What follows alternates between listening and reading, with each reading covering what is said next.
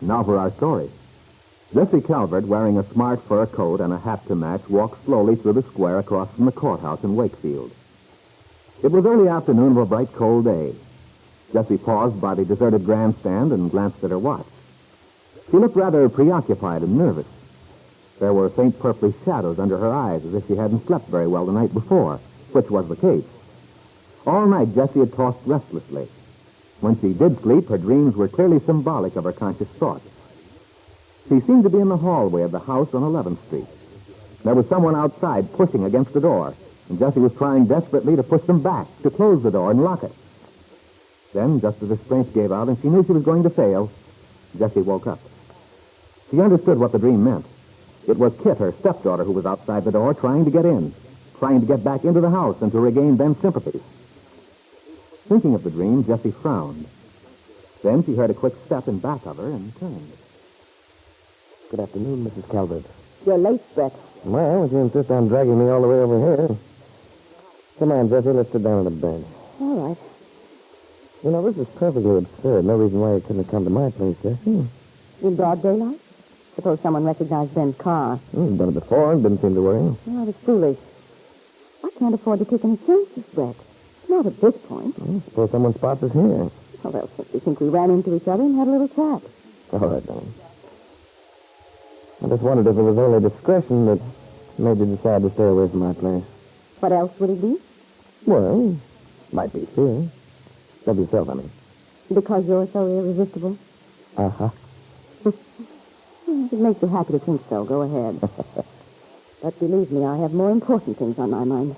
Is there anything more important than love, Jessie? No, don't answer that. I know what matters most to you. Money. I've never denied it, have I? Oh, but please, Brett, let's not fence around. I'm dreadfully upset. Yeah. Now what's the matter? Oh, Brett, I wish we'd never called Judge Willoughby to tell him Kit was back. I wish we'd never started this perjury business. But why, Jessie? It was a very wise move. Want to get rid of Kit, don't you? Oh, yes, of course I do, but it's not going to work that way. It's backfired already. How so? Ben's all steamed up about it. He says... Hold on a second. You mean he found out? He ran into Bill Meade, of all people. And Bill told him that Kit was at Huntsville, in the sanitarium. Well, that's too bad. Would have been much better if he hadn't found out so soon. Well, he has, and he's all up in the air. He says he won't allow them to drag Kit through a trial. How does he propose to stop it? He says he'll take her away. Hide her at some hospital out of the state. Well, it won't be so easy.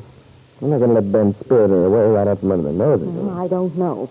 When Ben makes up his mind about something, he doesn't let anything interfere. If he says he'll do it... Look, Jessie, calm down a minute. No sense in getting hysterical. Well, I'm not being. I'm upset, that's all. Who wouldn't be? Jessie, the trouble with you is you get all tied up in knots. You don't think clearly. Well, so far, all your clear thinking has done is land us in a jam.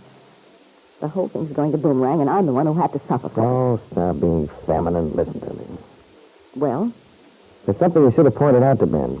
Might have changed his whole attitude. What's that? You told me about Ben's inordinate pride and how he smarted under the disgrace of that custody suit. Everyone thought he'd been in on it with Kit and burned him up. Well, certainly, because he was entirely innocent. But he really believed that child was his grandson. You can hardly blame him for hating people to think he'd do such a thing. Stealing a child from its own mother. That's what it amounted to. I know. Well, then don't you see what Kit's being tried for perjury could mean to him?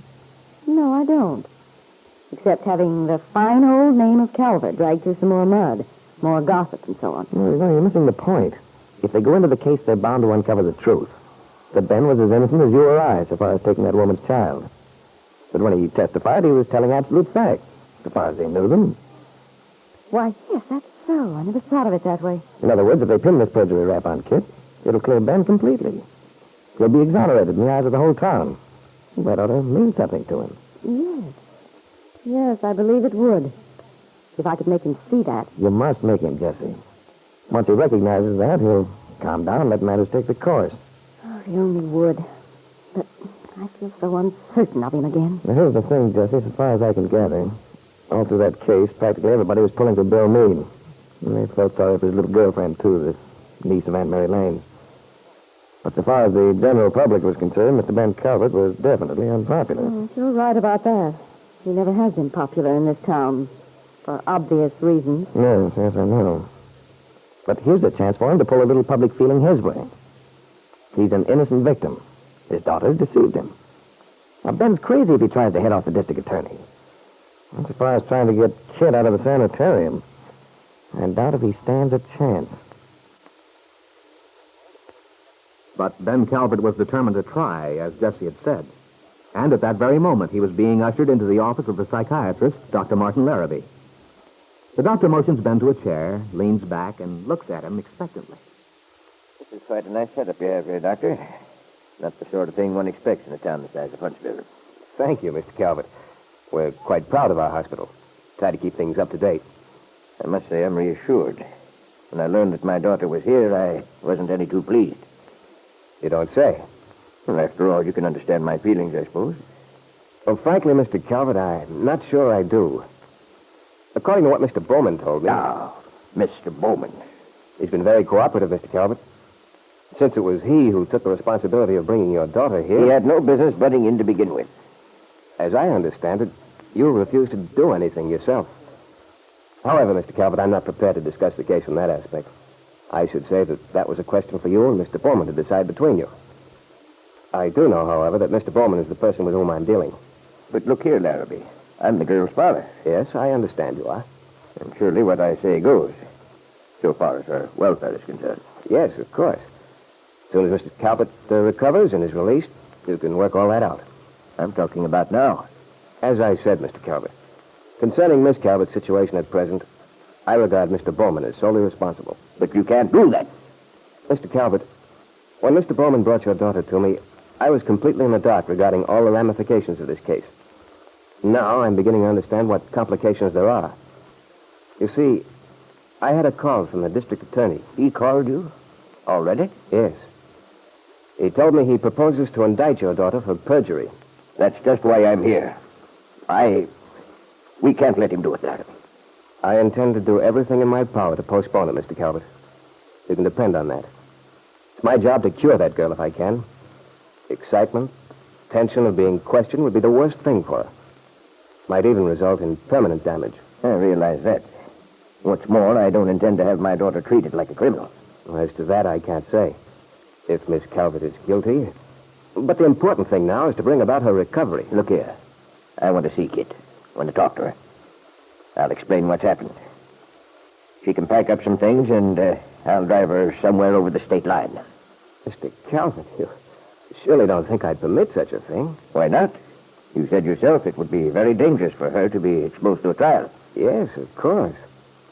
But it would be equally dangerous for you to be permitted to see her, to upset her. What? You see, Mr. Calvert, in your daughter's present condition, she's very much afraid of you. She's afraid? But why? What? Afraid that you might harm her. Certainly you're not serious. She's not herself, you see. And until I have an opportunity to go more deeply into the causes of her illness, I'm unable to be sure how much is exaggeration and how much of what she tells me has a rational basis. I see. But surely, Dr. Laraby, you don't think I'd deliberately hurt my own daughter, do you? I don't know, Mr. Calvert. But I don't intend to take any chances. For once, Ben Calvert was silenced. He looked at the calm, self-assured psychiatrist, opened his mouth to speak, then changed his mind and said goodbye hurriedly and left. As he drove back to Wakefield, Ben's mind was in a turmoil of conflicting thoughts. He was angry with Kit, and yet he felt sorry for her. And deep down in his heart, Ben had a feeling of guilt, too. The doctor had said Kit feared him. Now, in a moment of secret honesty, Ben asked himself if he deserved that fear.